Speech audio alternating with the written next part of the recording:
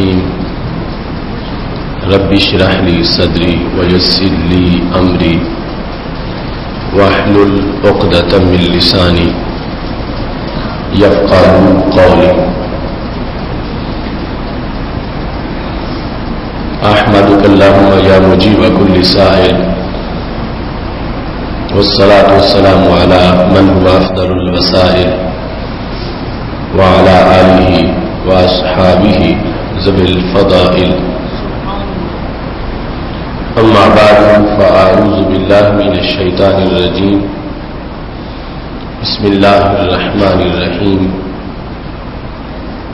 لقد كان لكم في رسول الله أسوة حسنة صدق الله العظيم وصدق رسوله النبي الكريم الأمين إن الله وملائكته يصلون على النبي يا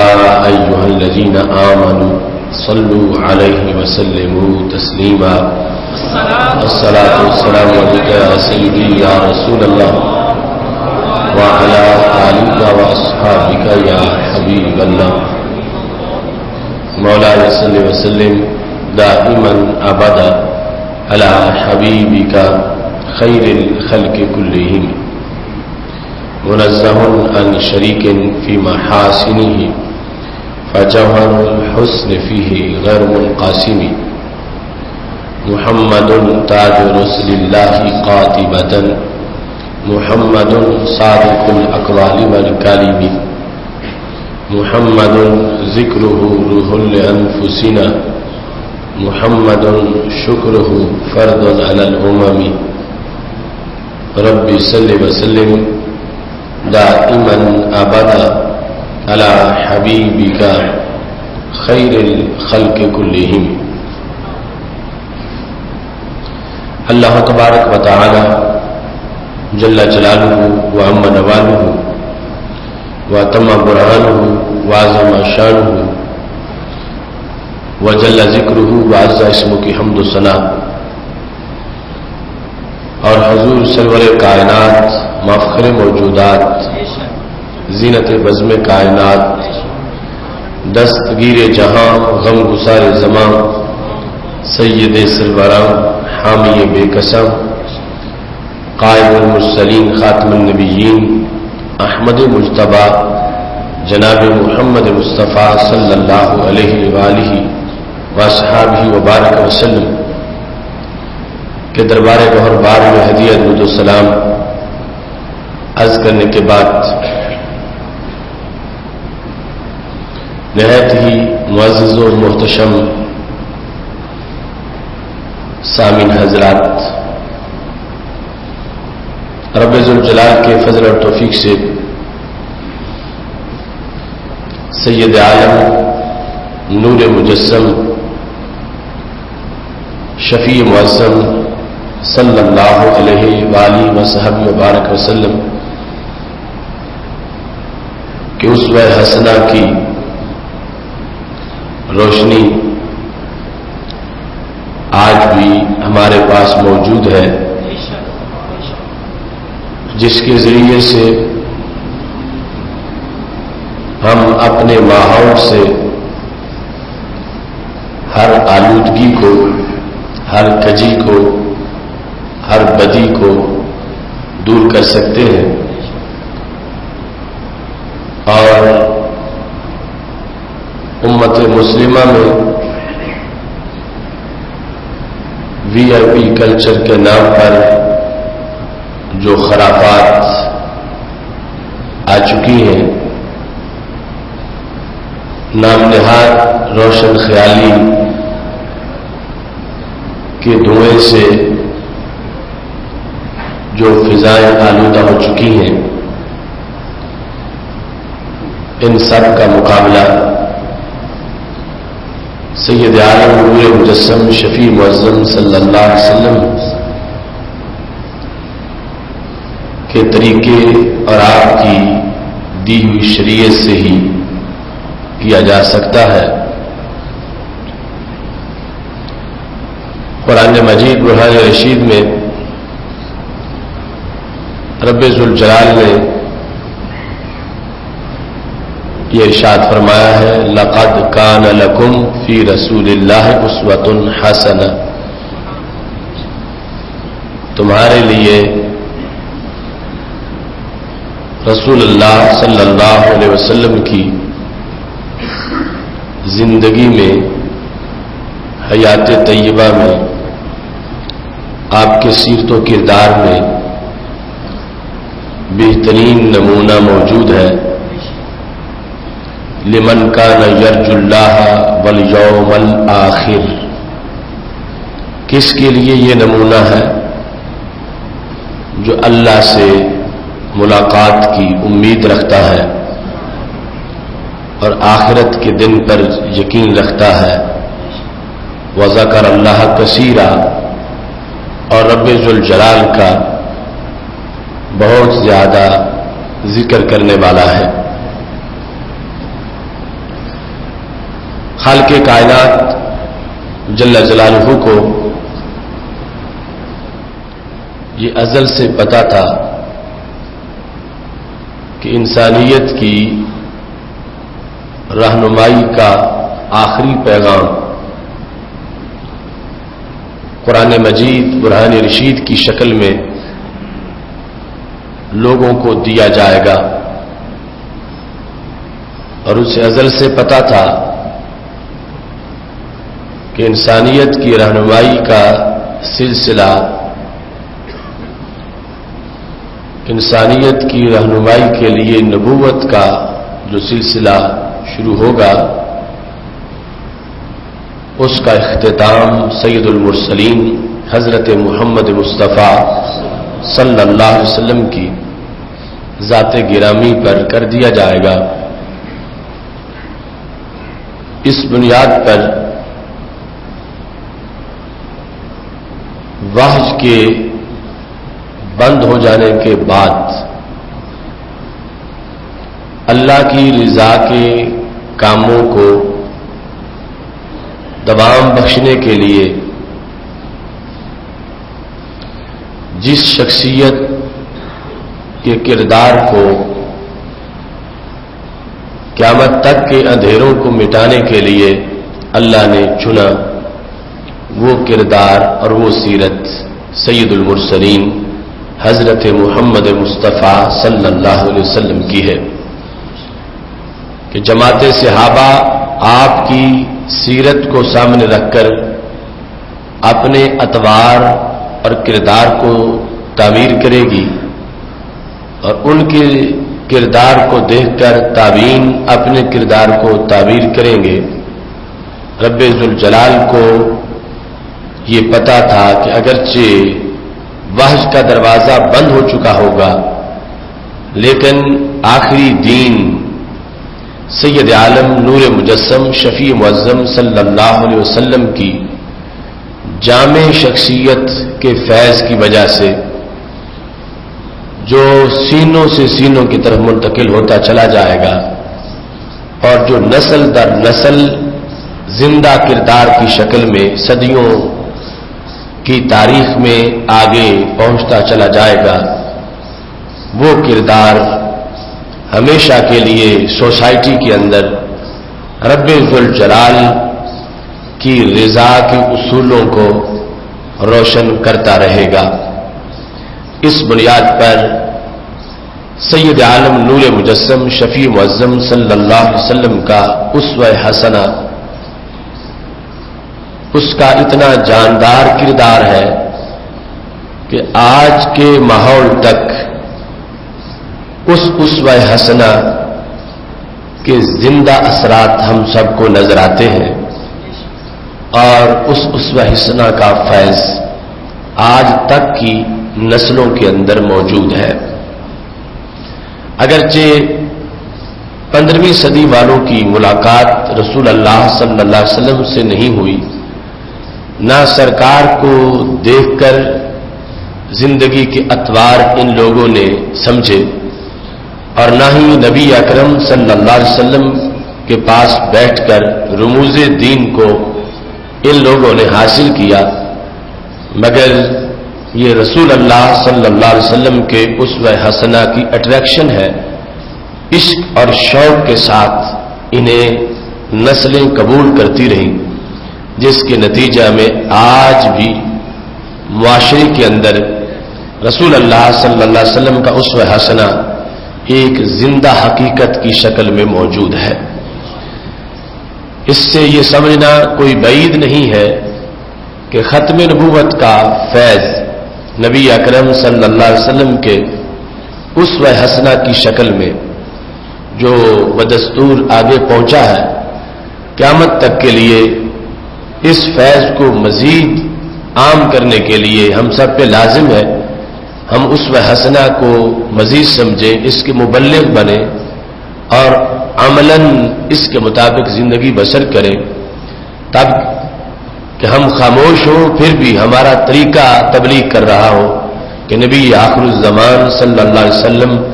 جو شریعت دے کے گئے ہیں وہ شریعت نہ جامد ہے نہ جام ہے بلکہ فنکشنل ہے اور ہر زمانے کی ضرورت کو پورا کرتی ہے، اور آج بھی اس کی روشنی ہمارے پاس موجود ہے۔ اس سلسلہ میں قرآن مجید برہان رشید کی یہ آیت کریمہ جس میں اللہ نے ارشاد فرمایا لقد کان لکم، یقیناً تمہارے لیے سے مراد صرف وہ جو صحابہ کرام علیہم رضوان اس وقت سامنے موجود تھے وہ نہیں ہے، بلکہ قیامت تک کا ہر فرد اس کا مخاطب ہے۔ قیامت تک کا ہر فرد اس سے روشنی حاصل کرتا ہے۔ لقد کان لکم فی رسول اللہ اسوۃ حسنہ، تمہارے لیے رسول اللہ صلی اللہ علیہ وسلم کی زندگی کے اندر بہترین نمونہ ہے۔ جس نے دور صحابہ میں قرآن پڑھا لکم نے اسے بھی متوجہ کیا، اور جس نے عہد تابعین میں قرآن پڑھا لکم نے اسے بھی متوجہ کیا، اور جس نے قرون اولیٰ کے بعد قرآن پڑھا لقد کان لکم کہ تمہارے لیے، اس لکم نے انہیں بھی متوجہ کیا۔ اور چلتے چلتے آج 15ویں صدی کا مسلمان جب قرآن پڑھتا ہے تو لقد کان لکم یہ الفاظ اسے بھی متوجہ کرتے ہیں کہ رسول اللہ صلی اللہ علیہ وسلم کا اسوہ حسنہ صرف پہلی صدی کے مسلمانوں کے لیے نہیں تھا، یہ 15ویں صدی کے مسلمانوں کی پیاس بھی بجھا رہا ہے، اور یہاں ہی نہیں بعد کی صدیوں میں بھی جو پیدا ہوں گے لقد کان لکم کے الفاظ انہیں بھی متوجہ کریں گے، اور سید عالم نور مجسم شفیع معظم صلی اللہ علیہ وسلم کا اسوہ حسنہ ان کے لیے بھی مینار نور کا کام کرتا رہے گا۔ اس سے یہ بات حضر من الشمس ہے کہ جس طرح قرآن مجید کی تعلیمات ہر زمانے کے لیے ہیں، صرف قرون اولیٰ کی ضرورتیں پوری نہیں کر رہی تھیں، آج کے دکھوں کا علاج بھی قرآن مجید میں موجود ہے، تو ایسے ہی صرف قرون اولیٰ کے انسان کے لیے اسوہ حسنہ کے اندر ذخیرہ موجود نہیں تھا، بلکہ جس طرح اس وقت کا انسان اسوہ حسنہ سے متاثر ہوتا تھا اور اس وقت کے انسان کو اسوہ حسنہ سے رہنمائی ملتی تھی، اور اس وقت کے انسان کو کار ذلت سے ثریا کی رفتوں تک پہنچانے کا کردار اسوہ حسنہ ادا کر رہا تھا، آج بھی ذلت میں گرے ہوئے انسان کو ثریا تک کی رفت تک پہنچانے کی پاور اسوہ حسنہ میں موجود ہے۔ اس سے آپ یہ اندازہ لگائیں کہ رب ذوالجلال نے سید المرسلین حضرت محمد مصطفیٰ صلی اللہ علیہ وسلم کو کتنی جامع سیرت عطا فرمائی، اور آپ کے کردار میں وسعت کتنی ہے، اور آپ کے اخلاق عالی کتنے ہیں، اور آپ کے فضائل ہر سوچ کی پرواز سے بلند کتنے ہیں کہ صرف اس وقت کا انسان ہی آپ کی سیرت کے قانون اور اخلاق کے اصولوں کو دیکھ کر متاثر نہیں ہو رہا تھا، آج کا انسان بھی اتنی صدیوں کے گزر جانے کے باوجود اور رائپ وزڈم کے حصول کے باوجود آج کا انسان بھی جس وقت رسول اللہ صلی اللہ علیہ وسلم کے اسوہ حسنہ کو دیکھتا ہے، اگر ہٹ دھرم نہ ہو، ضدی نہ ہو، مریض نہ ہو، تو وہ بھی سمجھے گا کہ یقیناً اگر ذرے کو آفتاب بنایا جا سکتا ہے اور کانٹے کو گلاب بنایا جا سکتا ہے تو وہ رسول اللہ صلی اللہ علیہ وسلم کی روشن سیرت کو سامنے رکھنے سے اتنا بڑا انقلاب لایا جا سکتا ہے۔ اس سے یہ بات بالکل واضح ہوئی کہ جس کردار کو رب ذوالجلال ساری انسانیت کے سامنے بطور چیلنج پیش کر رہا ہے کہ جس نے بھی صداقت وصول کرنی ہو، شجاعت لینی ہو، فراست لینی ہو، ذہانت لینی ہو، سنجیدگی حاصل کرنی ہو، روشنی پانی ہو، خوشبو کا حصول کرنا ہو، وہ کسی اور کردار کی طرف مت دیکھے، وہ میرے نبی علیہ السلام کے کردار کی طرف دیکھے۔ تو رب ذوالجلال نے پھر اس کردار کو کتنا عمدہ بنایا، کتنا جامع بنایا، تنقید سے کتنا بلند بنایا اور عیوب سے کتنا پاک پیدا کیا، اور اس کے اندر جامعیت کتنی رکھی، اور ہر عہد کے مسلمانوں پر یہ لازم کتنا قرار دیا کہ تم نے اس اسوہ حسنہ کی عظمتیں بیان کرنی ہے، اس کی حقیقتوں کو ظاہر کرنا ہے اور غیر مسلموں کے سامنے اس اسوہ حسنہ کے فضائل روشن کرنے ہیں، تاکہ جو کلمہ گو ہے وہ تو سبق حاصل کریں ہی گے، جو باہر ہیں ان کو پر بھی اس کے اثرات مرتب ہو کہ وہ کلمہ پڑھتے ہوئے سید عالم نور مجسم شفیع معظم صلی اللہ علیہ وسلم کے اسوہ حسنہ سے روشنی حاصل کرنا شروع کر دیں۔ اس بنیاد پر جو شریعت مطہرہ میں مقام نبوت کا بیان اور منصب رسالت کی جو عظمت ہے وہ ایک ایسا مضمون ہے کہ جو اسوہ حسنہ کی تبلیغ اور اسوہ حسنہ پر عمل کی تحریک کا پہلا سبق ہے۔ جس شخص کے کردار اور عظمت اور اخلاق کی عظمت کو دنیا کے سامنے ظاہر کیا جائے، یقیناً کائنات انہی سے متاثر ہوتی ہے، اور اگر معاذ اللہ بغض ہو، حسد ہو اور سطحی سا معاملہ ظاہر کرنے کی تحریک ہو تو پھر وہ عظمتیں جو شریعت کی منشا میں ہے وہ لوگوں تک نہیں پہنچائی جا سکتی۔ اس لیے آج سید عالم نور مجسم شفیع معظم صلی اللہ علیہ وسلم کی مقدس سیرت کا پیغام اسوہ حسنہ کی تحریک اور ماحول سے ہر قسم کی آلودگی اور خرافات کی جڑی بوٹیوں کے خاتمے کے لیے رسول اللہ صلی اللہ علیہ وسلم کا وہ روشن کردار کہ جو ہر عیب سے پاک ہے، ہر کجی سے مبرہ ہے، ہر آلودگی کے مقابلے میں اس کے اندر ستھرا پن ہے، اس کو انہی خطوط پر بیان کرنے کی ضرورت ہے جو حقیقت کے مطابق سلسلہ ہے اور جو صفحہ سے لے کر آج تک مسلم امہ کا ترا امتیاز ہے۔ اس میں اگر اس طرح کی تقسیم کی جائے کہ معاذ اللہ نماز روزے کے لحاظ سے تو آپ کا علم ہے، شریعت کے امور کے لحاظ سے تو آپ جانتے ہیں، مگر دنیا کے امور کے لحاظ سے دنیا والے بہتر جانتے ہیں، تو پھر اسوہ حسنہ کو جو پیش کرنے کا منشا خداوندی تھا وہ سارے کا سارا سلسلہ اس کی حکمتیں اور اس کے تقاضے ختم ہو جائیں گے۔ اس واسطے حقیقت یہ ہے کہ ہمارے نبی علیہ الصلوۃ والسلام کا اسوہ حسنہ اتنا جامع ہے کہ اگر مسجد میں سجدہ کرنا ہے تو اس کا بیان بھی اسوہ حسنہ میں موجود ہے، اور اگر ایوان صدر میں بیٹھ کے حکومت کرنی ہے تو اس کا طریقہ بھی اسوہ حسنہ میں موجود ہے، اگر مسند تدریس پہ بیٹھ کے پڑھانا ہے تو اس کا طریقہ بھی اسوہ حسنہ میں موجود ہے، اگر کھیت میں کاشتکاری کرنی ہے تو اس کا طریقہ بھی اسوہ حسنہ میں موجود ہے، چھوٹے بڑے کے تمام احکامات کا مکمل بیان اسوہ حسنہ میں موجود ہے، دنیا کے امور کی وضاحت، دنیا کے امور کی تشریحات ساری کی ساری اسوہ حسنہ کے نیچے ہے۔ یہ تقسیم تب ہوتی جب اسلام کا تعلق صرف دنیاوی امور سے ہٹ کے دین کے امور کے ساتھ ہوتا، تو جب اسلام دین اور دنیا دونوں میں رہنمائی کرتا ہے اور دونوں کے لیے احکام اسلام کے اندر موجود ہے، تو پھر کیا اسلام دین میں نبی علیہ السلام کو آئیڈیل قرار دے کے دنیا میں کسی اور کو آئیڈیل بنانا چاہتا ہے؟ ہرگز ایسا نہیں ہے۔ ہمارے نبی علیہ الصلوۃ والسلام کے لیے جو رب ذوالجلال نے الفاظ استعمال کیے ان سے یہ واضح طور پر پتہ چلتا ہے،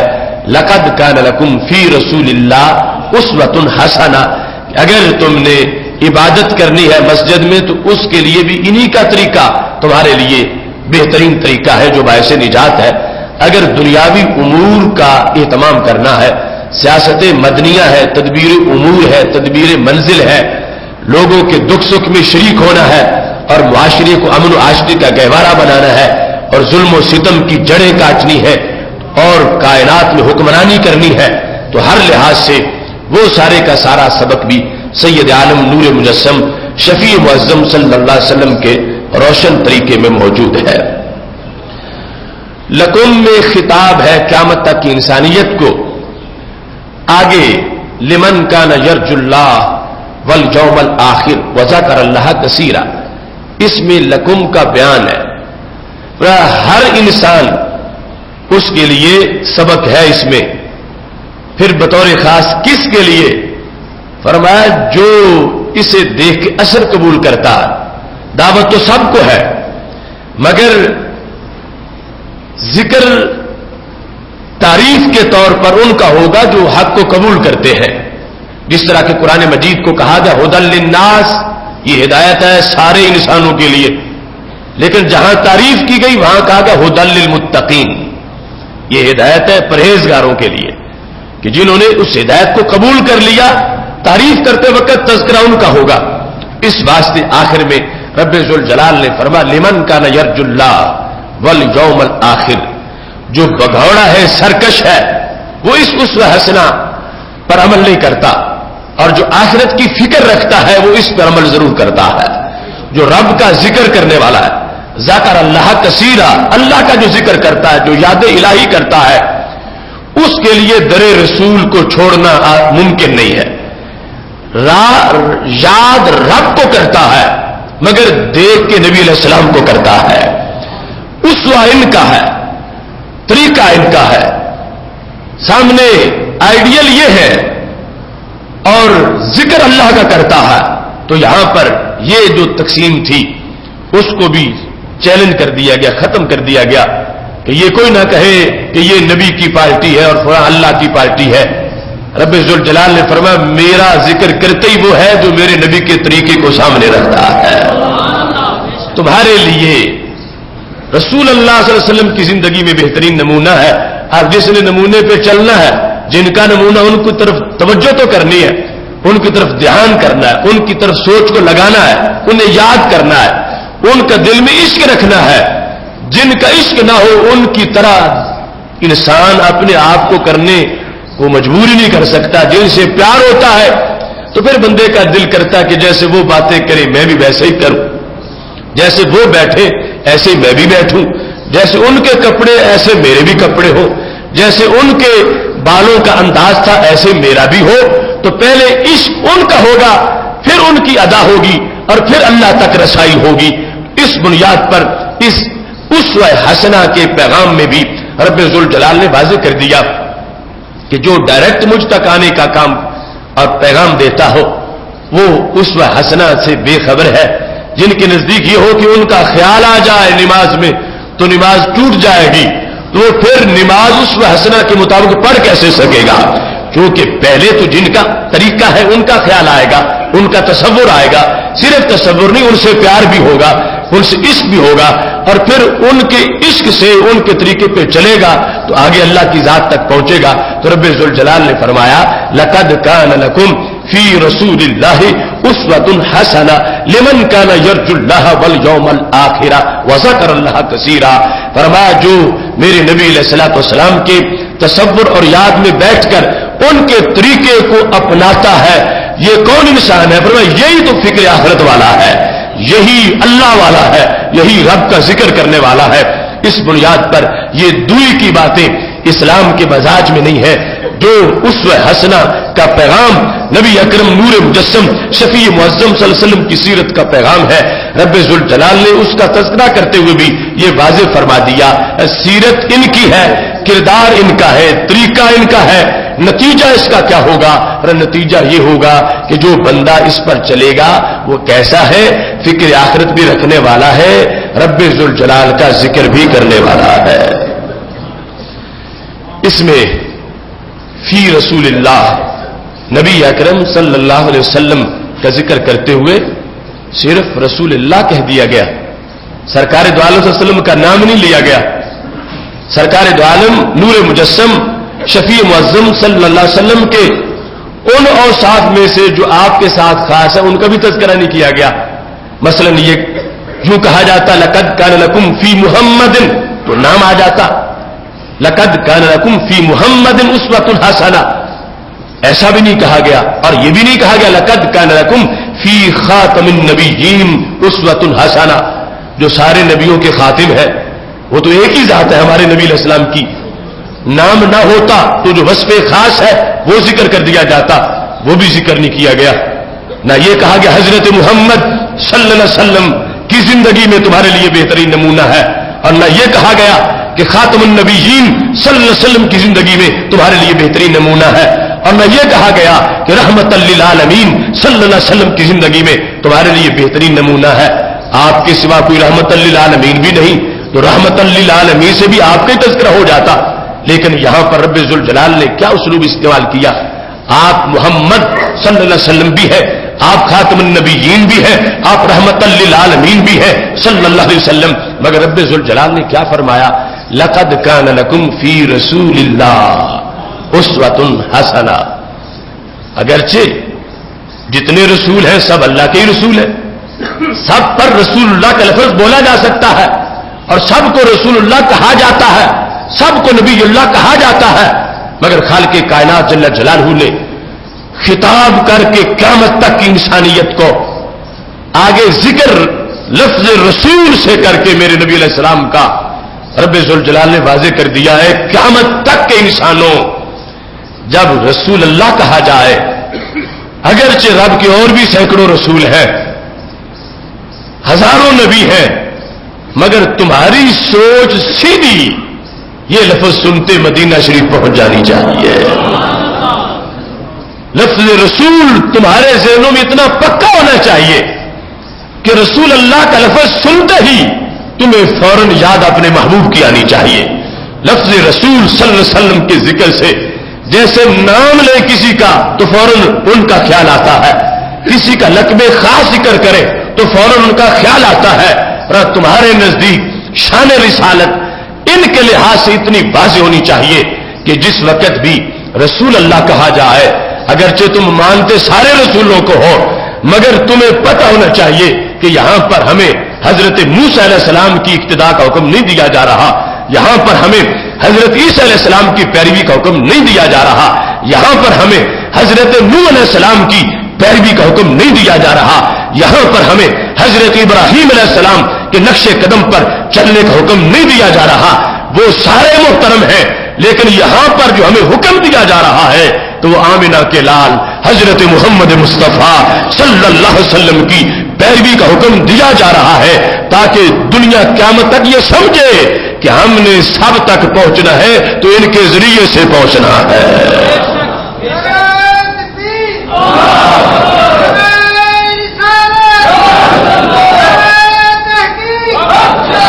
اب دیکھو دین کا مزاج کیسا ہے۔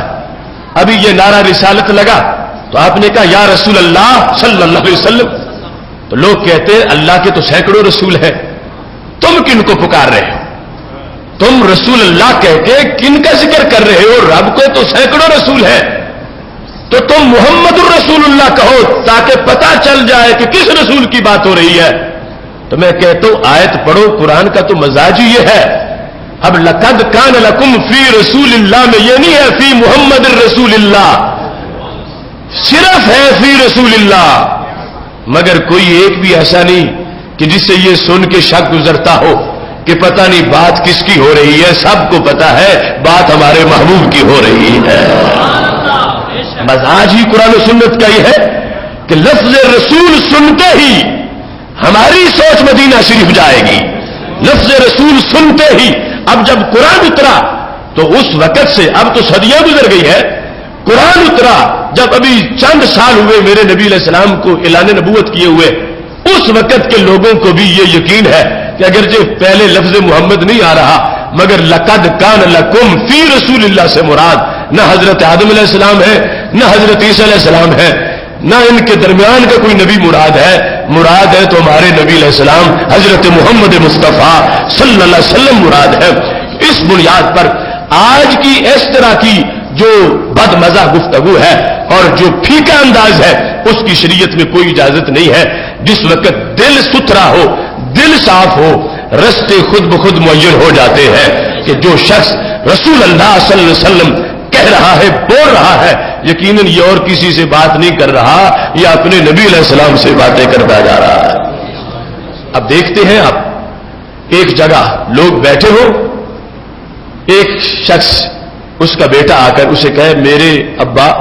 یا ابو کہے یا باپ کہے. اب وہاں پر اگرچہ سینکڑوں باپ بیٹھے ہیں اور اسے پتا ہے کہ میں سینکڑوں کی بات نہیں کر رہا، میں تو اپنے کی بات کر رہا ہوں. اگرچہ وہ نام لے کے نہیں کہہ رہا، وہ صرف ابو کہتا ہے، وہ صرف اپنے باپ کو باپ کہہ رہا ہے، نام نہیں لے رہا. اسے پتا ہے کہ میں اوروں کی بات نہیں کر رہا، میں تو اپنے کی بات کر رہا ہوں. اور اس کے باپ کو پتا ہے کہ اگرچہ یہاں سینکڑوں ابو بیٹھے ہیں مگر یہ میری بات کر رہا ہے. اس بنیاد پر اگر نیت میں فطور نہ ہو تو کسی طرح کی کوئی الجھن ہے ہی نہیں. رب ذوالجلال نے اب یہاں واضح کیا ہے لقد کان لکم فی رسول اللہ. ہر مسلک کا بندہ جب آیت پڑھے گا اپنے ضرورت کے پیش نظر تو یہ سمجھے گا، یہ بتائے گا کہ یہاں حضرت عیسیٰ علیہ السلام کے نقش قدم کی بات نہیں ہو رہی، یہاں تو آمنہ کے لال کے نقش قدم کی بات ہو رہی ہے. اس بنیاد پر مطلقاً رسالت کو ناز ہے ہمارے نبی علیہ الصلوۃ والسلام پر، اور مطلقاً رسالت کے تذکرے سے ذہن جاتا ہی اس طرف ہے اور پہنچتا ہی یہاں ہے. اگرچہ ہر پیغمبر کا نقش قدم عظیم، ان کا اسوہ حسنہ عظیم، مگر ان سارے جو جتنے بھی اسوہ حسنہ ہے ان سے جو جامع اسوہ حسنہ ہے، جو گلدستے کی شکل میں ہے، جس میں ہر پھول بھی ہے، ہر خوشبو بھی ہے، ہر چمک بھی ہے، ہر تجلی بھی ہے، یہ وہ اسوہ حسنہ ہے جو رب ذوالجلال نے میرے نبی علیہ السلام کو عطا فرمایا ہے. کیونکہ اس اسوہ حسنہ نے قیامت تک کی ضرورتیں پوری کرنی تھیں، اس نے قیامت تک کے مسائل کا حل کرنا تھا. اب جن کی امت پہنچنی ہو 19ویں صدی تک، 25ویں صدی تک، اور اسوہ حسنہ جو ہے وہ صرف پہلی صدی تک گزارا کر سکے، تو پھر ان کا اسوہ حسنہ قیامت تک کے لیے رب ذوالجلال دعوت کیوں دیتا کہ 20ویں صدی کے مسلمانوں مسئلہ حل کرنا ہے تو میرے نبی کے قانون کو دیکھ لو، ان کی شریعت کو دیکھو، ان کے طریقے کو دیکھو. تو رب ذوالجلال نے پہلے جامع اتنا بنایا ہے کہ جو بھی صدق کے دل سے اپنی بیماری کا علاج چاہے گا، ہٹ دھرم ضدی نہیں بنے گا، تو نبی علیہ الصلوۃ والسلام کا اسوہ حسنہ ضرور اس کی رہنمائی کرتا نظر آئے گا. خالق کائنات جل جلالہ نے قیامت تک کے لوگوں کو جنت لینے کے لیے متوجہ سرکار کی طرف کر دیا فی رسول اللہ، نبی علیہ الصلوۃ والسلام میں. حالانکہ قرآن ہے اور قیامت تک کے لیے موجود ہے، تو خالق کائنات جل جلالہ نے محض قرآن کی دعوت نہیں دی. محض قرآن کی دعوت ہوتی تو پھر نبی علیہ الصلوۃ والسلام کی اسوہ حسنہ کی طرف متوجہ نہ کیا جاتا. پھر دعوت الی القرآن ہوتی کہ قرآن پڑھو اور جنت پاؤ، قرآن پڑھو اور جنت پاؤ، قرآن کی طرف آؤ اور جنت پاؤ. قرآن کی طرف آنے کا کام ہو گئی تب جب اسوہ حسنہ سامنے ہوگا. اسوہ حسنہ جو ہے وہ شخصیت کا ہوتا ہے، اسوہ حسنہ بشریت کا ہوتا ہے، اسوہ حسنہ ایک پیکر کا ہوتا ہے. تو یہ وجہ ہے کہ رب ذوالجلال نے اپنے نور کو لباس بشر میں جلوہ گر کیا کہ قیامت تک جب وحی بند ہو چکی ہوگی، قرآن اتر چکا ہوگا، اس کے بعد بھی جب لوگوں کو ضرورت پڑے گی کہ اس اترے ہوئے قرآن پر پریکٹیکل کرنا ہو تو کیسے کرے، تو رب ذوالجلال فرما رہا ہے نہ نئی وحی اترے گی، نہ نیا رسول آئے گا. تم نے میرے نبی علیہ السلام کی اداؤں کو دیکھتے جانا ہے اور اترے ہوئے قرآن پہ عمل کرتے چلے جانا ہے. ان کی ادا یہ ثابت کرے گی کہ جو مجھ پہ اترا ہے یہ قیامت تک کے لیے کافی ہے. ان کی ادا یہ ثابت کرے گی کہ دعوت الی القرآن ہے ہی دعوت الی الرسول، اور دعوت الی الرسول ہے ہی دعوت الی القرآن، اور یہ مجموعی طور پر یہ ہے دعوت الی اللہ، اللہ کی طرف لے جانے والا انداز. اس بنیاد پر وہ ایک نظریہ جو قرآن مجید میں ذکر ہے اس کا سب سے بڑا پریکٹیکل ہمارے نبی علیہ الصلوۃ والسلام کے پیکر میں ہے، اور وہ بھی اس انداز میں، یہ نہیں کہ قرآن اترا تو پھر سرکار نے وہ ادائیں سیکھیں، نہیں, حضرت عائشہ صدیقہ رضی اللہ تعالیٰ عنہ کہتی ہے کان خلقہ القرآن, ان کا اخلاق قرآن ہے. اور خلق وہ ہوتا ہے جو طبیعت میں ہو, مزاج میں ہو, جبلت میں ہو, جس کیفیت پر بندہ پیدا ہو وہ عربی زبان میں خلق کہلاتا ہے. تو رب ذوالجلال نے جو کچھ قرآن میں رکھا سرکار کی طبیعت میں پہلے ہی ڈال دیا تھا. نازل قرآن بعد میں ہوا, لیکن اس کی جو سرکار دو عالم صلی اللہ علیہ وسلم کی کیفیت میں اثر ہے وہ سارے کا سارا پہلا موجود ہے. اس واسطے اللہ فرماتا ہے نور علی نور, ایک نور مزاج میں رکھا, دوسرا نور وحی سے نازل کر دیا. تو کاد یکاد زیت یضیء ولو لم تمسسہ نار, فرمایا 40 سال پر اگر وحی نہ بھی آتی اندر والا نور خود ہی باہر نکلنا شروع ہو جاتا. اس بنیاد پر سید عالم نور مجسم شفیع معظم صلی اللہ علیہ وسلم میں اسوہ حسنہ رکھا گیا. اور میں کہ آگے مضاف محذوف ہوں گے گرامر کے لحاظ سے, آپ کے بولنے میں, آپ کے کھانے میں, آپ کے پینے میں, آپ کے چلنے میں, آپ کے اٹھنے بیٹھنے میں لقد کان لکم فی رسول اللہ, لفظ رسول سے پہلے وہ ایک لفظ جو جس طرح کی کا ماحول ہوگا اسی طرح کا وہ گرامر کے لحاظ سے نکالا جائے گا. جس طرح دیکھتے ہو نا بسم اللہ, تو اس کا ترجمہ کرتے وقت اگر آپ بسم اللہ کہیں گے کھانا کھاتے وقت تو اب ترجمہ کیا ہوگا, اللہ کے نام سے کھانا کھاتا ہوں. عربی زبان میں وہ متعلق آکولو محذوف ہوگا, بسم اللہ آکولو, اللہ کے نام سے کھاتا ہوں. اگر لکھتے وقت بسم اللہ کہو گے تو مطلب ہوگا بسم اللہ اکتبو, اللہ کے نام سے پڑھتا ہوں. یہ وسعت عربی زبان کی. یہ حروف کسی فعل کے متعلق ہوتے ہیں, مشتق کے متعلق ہوتے ہیں. اس بنیاد پر جامع انداز ہے قرآن مجید کا. فرمایا تم جس جہت کو دیکھو گے کہ بیماری آ جائے تو وقت کیسے گزارنا ہے, لقد کان لکم فی رسول اللہ اسوۃ حسنہ, نبی علیہ السلام کی حالت مرض میں تمہارے لیے بہترین نمونہ موجود ہے. نبی علیہ السلام کی حالت صحت میں تمہارے لیے بہترین نمونہ موجود ہے. نبی علیہ السلام بازار سے گزر رہے ہو تو گزرنے میں تمہارے لیے بہترین نمونہ موجود ہے. اس بنیاد پر جامع قرآنی نظام کو جس پیکر نے پریکٹیکل کر کے سمجھایا ہے اس پریکٹیکل کے انداز کو اس میں حسنہ سے تعبیر کیا گیا ہے. اور آج ہمارے لیے یہ لازم ہے کہ ہم اپنے ہر قسم کے کرنٹ ایشوز میں, حالات حاضرہ میں, ہر جہت میں اس میں حسنہ کو سامنے رکھیں اور اس کے مطابق اپنی زندگی بسر کریں. سیدنا عمر رضی اللہ تعالیٰ عنہ میرے نبی علیہ الصلوۃ والسلام کے گھر کے اوپر جو ایک جگہ تھی جہاں سرکار تشریف فرما تھے, اس حجرہ میں داخل ہوئے تو اندر کوئی آرائش والی چیز تو موجود نہیں تھی. کھجور کے پتوں کی بنی ہوئی رسیوں سے بنی ہوئی چارپائی یا بنی ہوئی چٹائی, دونوں روایات موجود ہے. ان کے نشان نبی علیہ السلام کے جسم پرنور میں بنے ہوئے تھے کہ نہ چٹائی کے اوپر چادر تھی نہ بدن پر قمیص تھی. تو حضرت عمر رضی اللہ تعالیٰ عنہ کہنے لگے یا رسول اللہ صلی اللہ علیہ وسلم, وہ کہاں کیسر و کسرا کی سہولتیں اور کہاں دونوں جہاں کے سردار کا یہ حجرہ, تو آپ حکم دے کم از کم ہم کوئی آرام دہ بستر تو آپ کے لیے تیار کر لیں. تو نبی علیہ السلام نے فرمایا اے عمر, ابھی وہ جاہلیت والی سوچ تمہاری ختم نہیں ہوئی. مالی ولد دنیا, میرا اور دنیا کا تعلق کیا ہے؟ الا کراکبن,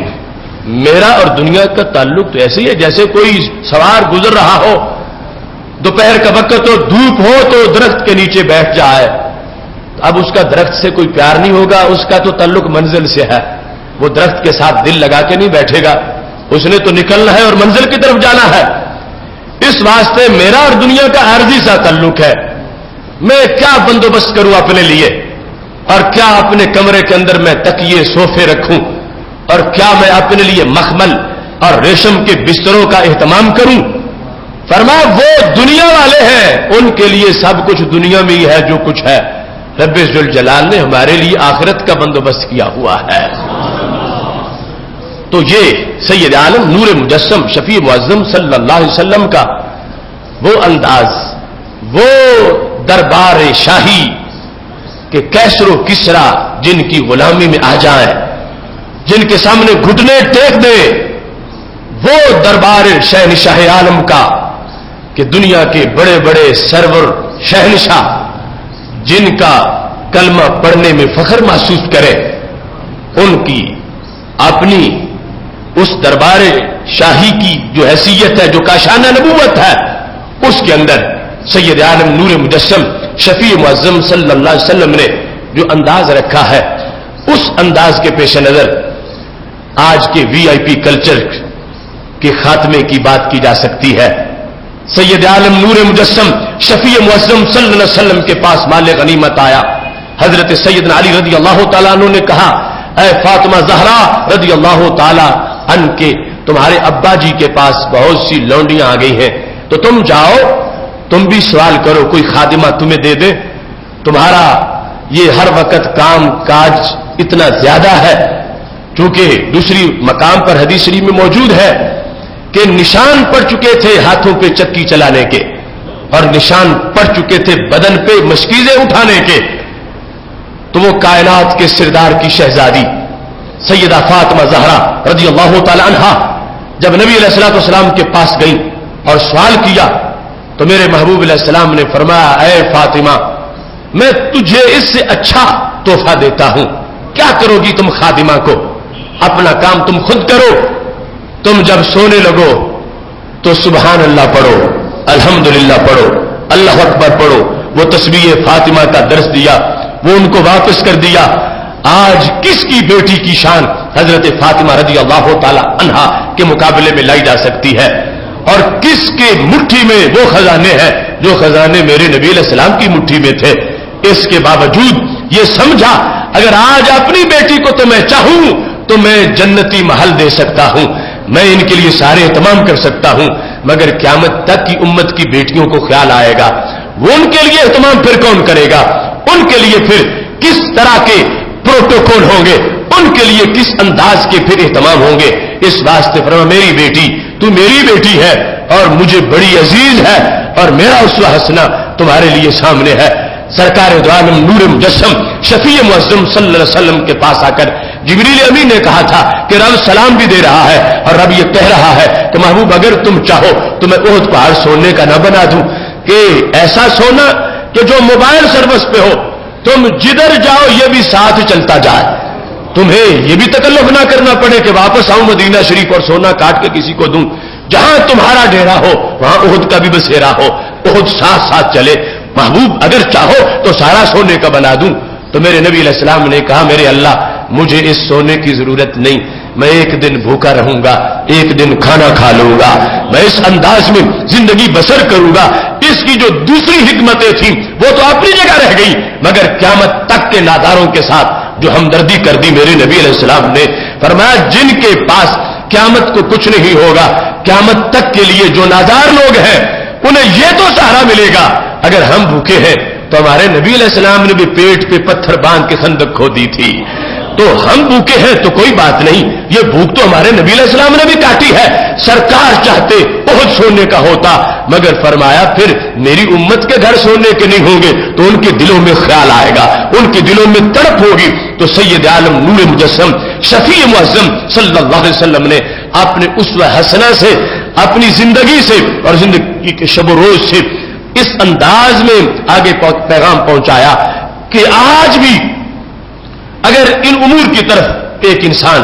توجہ کرتا ہے تو اس کے غم غلط ہوتے ہیں، دکھ دور ہوتے ہیں، اسے باقی حوصلہ ملتا ہے کہ کوئی بات نہیں، یہ معیار نہیں اللہ کے راضی ہونے کا کہ ضرور پیسے ہی ہو تو رب راضی ہوتا ہے۔ اب سرکار سے کتنا رب راضی ہے، لیکن سید عالم نور مجسم شفیع معظم صلی اللہ علیہ وسلم نے اپنے اسوہ حسنہ سے یہاں تک کہ کئی دنوں تک ازواج مطہرات کے گھر میں چولہا نہیں جلا، کھانے پکانے کے لیے تھا ہی کچھ نہیں،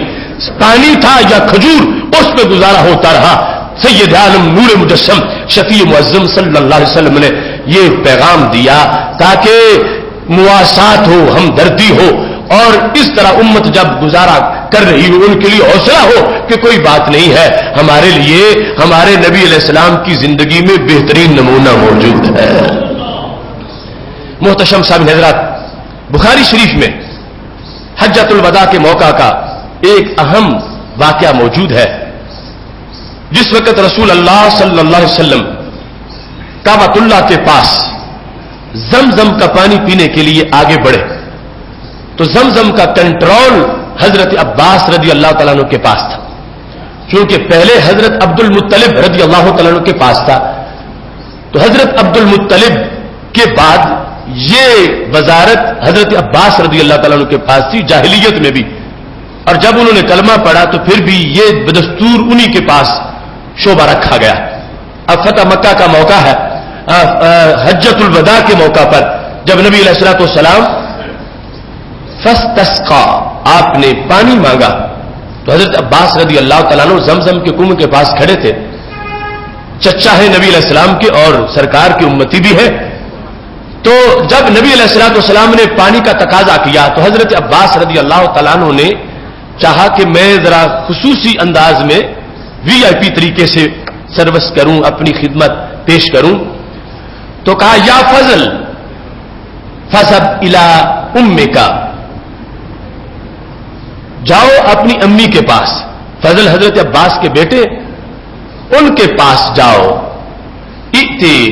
رسول اللہ صلی اللہ علیہ وسلم بشراب من عندها، تو وہ خاص قسم کا پانی ہے نا ام فضل کے پاس، وہ پانی نبی علیہ السلام کے لیے لے کے آؤ. زمزم کا پانی ہم سرکار دو عالم صلی اللہ علیہ وسلم کو پلائیں. تو نبی علیہ الصلوۃ والسلام نے فرمایا اس کے نہیں، مجھے یہی جو پانی یہاں لوگ پی رہے ہیں مجھے یہی پلاؤ. حضرت عباس نے کہا نہیں فضل تم جاؤ. فضل بیٹے ہیں جن کی بنیاد پر آپ کی اہلیہ کو ام فضل کہا جاتا ہے. فضل جاؤ اپنی امی کے پاس، سرکار نے پانی مانگا ہے تو وہ جو خاص پانی وہاں رکھا ہوا ہے وہ پانی لاؤ، نبی علیہ الصلوۃ والسلام کو زمزم کا پانی پلائیں. تو نبی علیہ السلام نے فرمایا اس کی نہیں، مجھے یہ پلاؤ. تو انہوں نے کہا یا رسول اللہ صلی اللہ علیہ وسلم یجعلون ایدیہم فیہ، اس پانی میں سارے ہاتھ ڈالتے ہیں، تو ہم نے وہ مخصوص پانی رکھا ہوا وہ لا کے ہم آپ کو پلاتے ہیں. تو نبی علیہ الصلوۃ والسلام نے تیسری بار فرمایا اس کے نہیں، مجھے یہی سے پلاؤ. اب ان کا خیال تھا کہ آپ کے لیے کوئی اہتمام ہم کریں، یہ تو سارے ہی پانی پی رہے ہیں یہاں سے، اور وہ ڈول مانگا جس ڈول سے نکالا جا رہا تھا، مجھے اس سے پلاؤ، مجھے اس سے پلاؤ. اب وہ چاہتے تھے کہ خاص اہتمام کیا جائے. محبوب علیہ الصلوۃ والسلام نے جب تیسری مرتبہ فرمایا تو حضرت عباس رضی اللہ تعالی عنہ نے وہی پانی پیش کیا. تو سرکار دو عالم نور مجسم شفیع معظم صلی اللہ علیہ وسلم نے وہی پانی جہاں سے عام لوگ پانی پی رہے تھے وہ پانی پیا. ایک روایت میں ہے کہ وہ ڈول دے دیا حضرت عباس رضی اللہ تعالیٰ عنہ نے نبی علیہ الصلوۃ والسلام کو، تو سرکار دو عالم صلی اللہ علیہ وسلم نے اس سے لے کر پانی پی لیا. اب یہاں پر محدثین نے، بخاری کے شارحین نے یہ بھی لکھا کہ اصل نظافت ہے، طہارت ہے، اور جب تک کوئی واضح طور پر گڑبڑ نظر نہ آئے تو پانی پاک ہے تو پاک ہی سمجھا جائے گا اور اس پر یہ حکم لگایا جائے گا. تو ٹھیک ہے اگرچہ عام لوگ بھی پی رہے ہیں مگر پانی تو پاک ہے. تو سید عالم نور مجسم شفیع معظم صلی اللہ علیہ وسلم نے قیامت تک کے لیے VIP کلچر کے خاتمے کا اعلان کرتے فرمایا میں رسولوں کا سردار ہوں. جس مشکیزے اور ڈول کے پاس بلال کھڑے ہو کے بلال بیٹھ کے پانی پیئیں گے میں بھی وہی پانی پی لوں گا. حجۃ الوداع کا موقع ہے، ہزاروں لوگ جہاں آئے ہوئے ہیں، میں اپنے لیے کوئی خصوصی اہتمام نہیں کرنے دوں گا، اپنے لیے کوئی خصوصی بندوبست نہیں کرنے دوں گا. حضرت عباس رضی اللہ تعالیٰ عنہ کہتے رہے بار بار یا رسول اللہ صلی اللہ علیہ وسلم یہ قریبی تو گھر ہے، ام فضل کے پاس وہ مخصوص پانی ہے، وہ فضل جاتے ہیں پانی لے کر آتے ہیں. تو نبی علیہ الصلوۃ والسلام نے فرمایا نہیں نہیں، یہ یہاں سے جو ایسے لوگ عام لوگ پانی پی رہے ہیں میں بھی یہاں سے پانی پیتا ہوں. اور اس کے بعد محبوب علیہ الصلوۃ والسلام ان لوگوں کے پاس آئے جو پانی کنویں سے نکال رہے تھے. فرمایا اعملوا فانکم علی عمل صالح، شاباش کرو کرو، اچھا کر رہے ہو، پانی نکال رہے ہو، عمل صالح کر رہے ہو. شاباش بھی دی، ان کو حوصلہ بڑھایا، ان کو داد دی. اور اس کے بعد فرمایا لولا ان تغلبوا، نزل تو حتی ادا علی حاضی، اپنے کندھے کی طرف اشارہ کیا. فرمایا اگر یہ خطرہ مجھے نہ ہوتا کہ تم مغلوب نہ ہو جاؤ تو میں نیچے اترتا کنویں میں بھی رسہ یہاں رکھتا، جو رسہ رکھ کے پانی کھینچ کے باہر نکالا جاتا ہے. فرمایا میں بھی رسہ یہاں رکھتا اور پانی باہر نکالتا،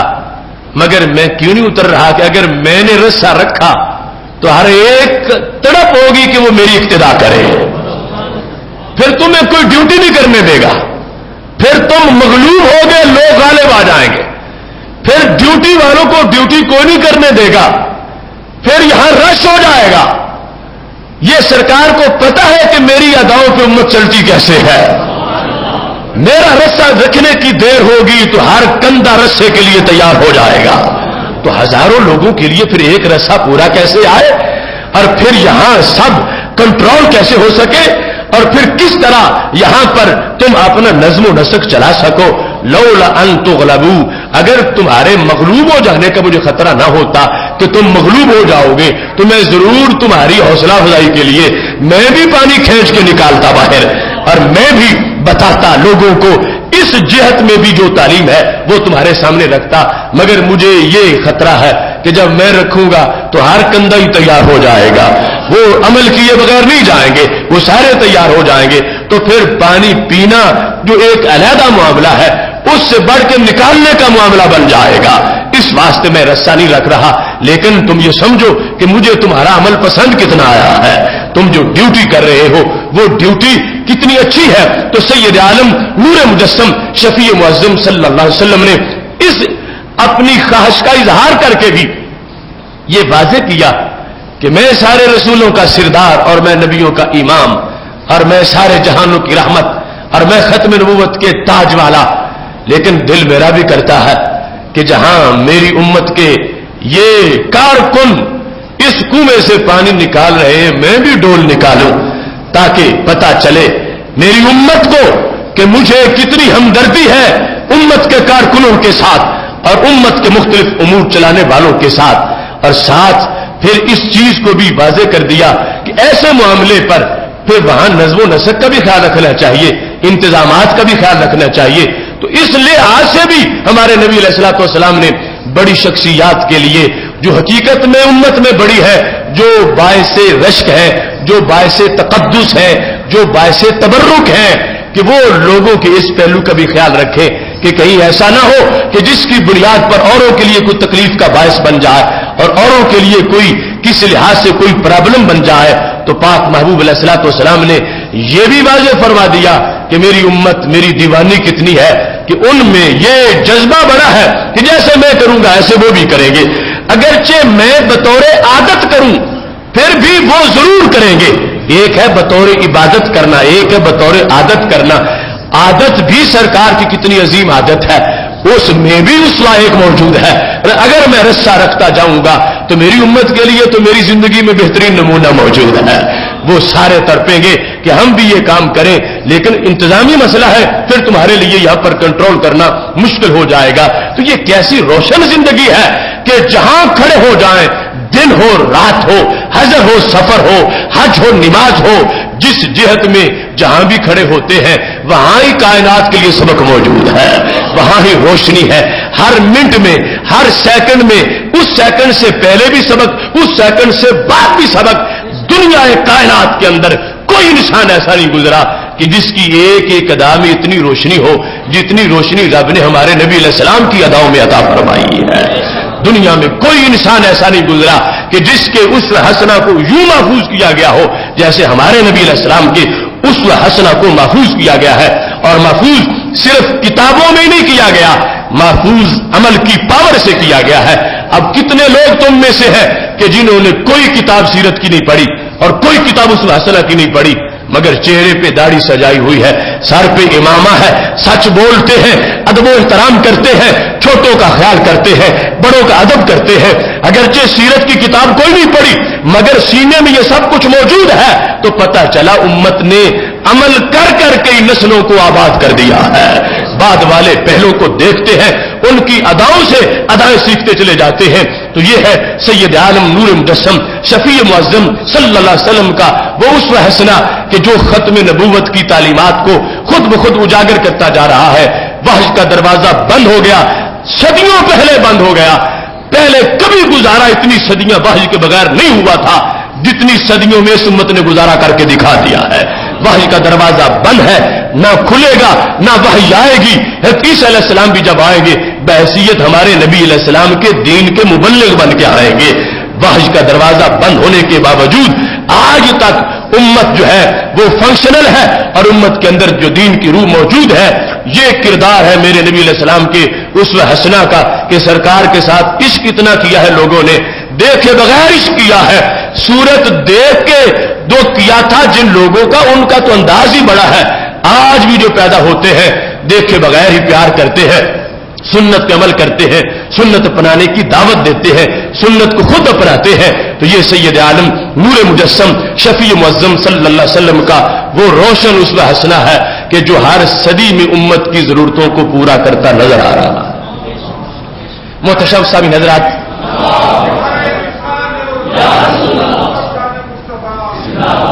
اس سلسلہ میں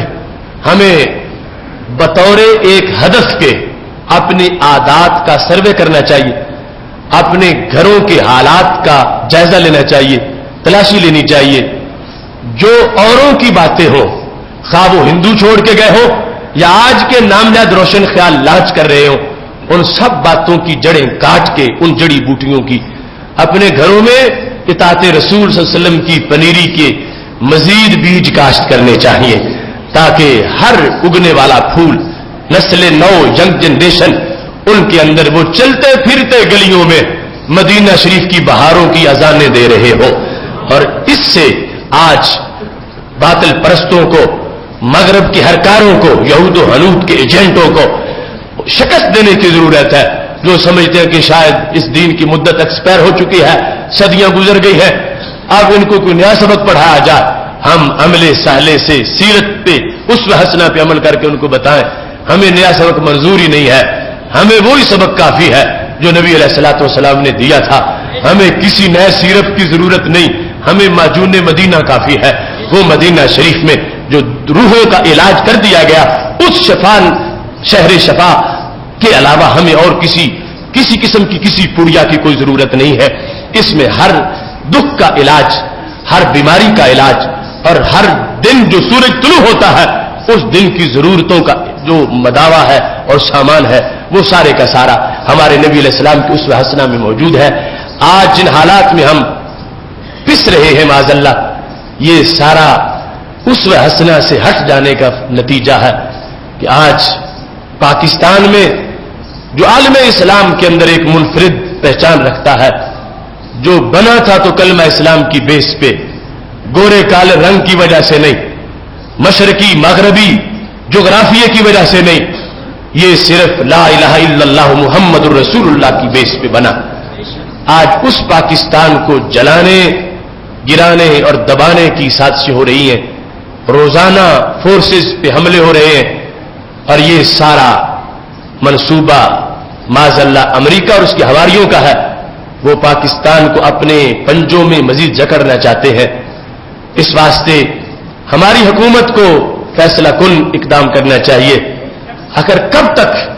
فوج کے جوان موت کا لقمہ اس انداز میں بنتے رہیں گے؟ ڈرون حملے اس ملک پر امریکہ کی یورش ہے جن کا کوئی جواز کسی لحاظ سے نہیں بنتا. شریعت میں تو ویسے نہیں، جو دنیاوی قانون ان کے لحاظ سے بھی ہمارے حکمرانوں کو ڈرون حملوں کے بارے میں اس پاکستانی قوم کی غیرت کی ترجمانی کرنی چاہیے. اور جو طیارہ امریکی اس ملک کی حدود میں داخل ہو، پاک فوج کو وہ طیارہ مار گرانا چاہیے. اور دوسری طرف جو ایک بہانہ بنایا جاتا ہے کہ یہ ڈرون حملوں کا رد عمل ہے، اس بہانے کے پیچھے جو بھیڑیے چھپے ہوئے ہیں ان کو بھی چوکوں میں لٹکا دینا چاہیے. یہ ڈرون حملوں کا رد عمل ہے، یہ کسی مسلمان کا کام ہے کہ وہ پاک فوج کے جوانوں پر یوں حملے کرے. جو کچھ کرے कराची में हुआ जो कुछ रोजाना हो रहा है, किसी लिहाज से भी किसी मुसलमान का ये शेवा नहीं हो सकता। अगर इसको ड्रोन हमलों का रद्द-ए-अमल कहा जा रहा है तो ये भी अमेरिका की बोली है, अमेरिका की बोली है, और वो अमेरिका इस तरह करके पाकिस्तान को तबाह बर्बाद करना चाहता है। हमारे नाम निहाद दानिश्वर अपने कलम, अपनी फिक्र उनको संभाले, सोचे। हरगिज शरीयत मुताहरा में इस अमर की कहीं भी इजाजत नहीं है। अगर कोई ये ड्रोन हमलों का रद्द-ए-अमल बनाकर ऐसे काम कर रहा है तो फिर भी शरीयत का गद्दार है। न उन हमलों की इजाजत है और न इस तरह के किरदार की इजाजत है। और ये तयशुदा बात है, ये दोनों काम अमेरिका के हैं, दोनों काम उस मनहूस के हैं, दोनों काम उस शरारती दहशतगर्द और उस भेड़िए के हैं। खा कोई जानबूझ के उनका अलाकार बना है या जाने बगैर अपनी हमाकत से अलाकार बना हुआ है। ऐसे लोगों के लिए जिहाद के लफ्ज इस्तेमाल करना, ऐसे लोगों के लिए राह हमवार करना और ऐसे लोगों के लिए फलसफे घड़ना हरगिज़ शरीयत में किसी तरह का कोई जवाज मौजूद नहीं है। दोनों तरह की ये ज़ोरिश पाकिस्तान की सालमियत के खिलाफ एक उबलता हुआ जहर है जिसका खात्मा जरूरी है। और हुकूमत पर यह लाजिम है कि कितने दहशतगर्द रंगे हाथों पकड़े गए हैं तो उनसे नेटवर्क तक पहुंचना कोई मुश्किल बात नहीं। और अगर फौज की सफों में ऐसे भेड़िए छुपे हुए हैं जिस तरह की इत्तलाआत आ रही है तो उनसे भी फौज को साफ करना चाहिए। ये पाकिस्तान किसी की विरासत नहीं, ये कलमा इस्लाम की अमानत है और ये रसूल अल्लाह सल्लल्लाहु अलैहि वसल्लम के शहर मदीना शरीफ का अक्स जमील है। यहां पर किसी की दहशतगर्दी और किसी की खूनखारी की कोई गुंजाइश नहीं है। इस वास्ते हमारे नजरिया के मुताबिक ये सब अमेरिका का खेल है जो जानबैन से खेला जा रहा है। हमें यह हरगिज मंजूर नहीं है। हमारा मुल्क है, हमारी माओ बहनों की कुर्बानियों से बना, 10 लाख मुसलमानों की शहादत से बना। इस मुल्क में पॉलिसी बनाने का हक मुल्क के बेटों को है। इस मुल्क में कानून निजाम मुस्तफा सल्लल्लाहु अलैहि वसल्लम के ताबे है। इस मुल्क के लिहाज से जो सारे फैसले हैं उनके लिए जो पावर है वो मदीना शरीफ की दी हुई शरीयत है। इस वास्ते बाकी दाएं बाएं के सारे फराडिये इस मुल्क की किस्मत से जो खेल रहे हैं उन्हें अब कौम के हाथ पर रहम करना चाहिए और इस मुल्क को यूं चलाना चाहिए जिस तरह इस मुल्क की बुनियाद है, इसका नजरिया है, जिस नजरिए पे ये पाकिस्तान बना है उसी पर ही इसको बचाया जा सकता है। रब्बुल जलाल हमारे मुल्क को सलामती अता फरमाए और ये रोजाना जो खून और आग का खेल खेला जा रहा है अल्लाह इसको बंद करने की हमें तौफीक अता फरमाए। हमारी फौज को, हुक्मरानों को, रियाया को, दानिश्वरों को रब्बुल जलाल सही सिमत में सोचने की तौफीक अता फरमाए ताकि ये मुल्क महफूज रहे। खुदा करे ना खम हो सरे वकारे वतन और उसके हुस्न को अंदेशाए माहो साल ना हो। यहां जो फूल खिले